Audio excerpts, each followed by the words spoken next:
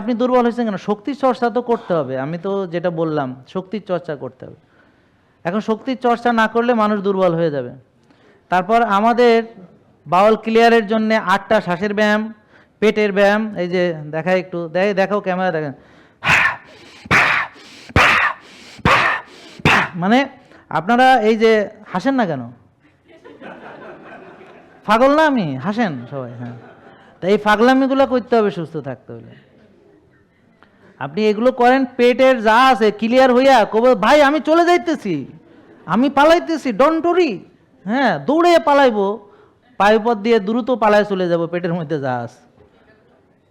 কেগাল করতে হবে। হ্যাঁ, নিজের শক্তি নিজে চর্চা করেন না, কেগাল চিনেন না, করেনও না, লিফটিং করেন না, হ্যাঁ, এনার্জির চর্চা করেন না, সব নেতায়া পোতায়া কোথায় লাস্টে হুতিয়া যাবেন। জেকে লাইফস্টাইল লিমিটেড, ওষুধ মুক্ত সুস্থ জীবন।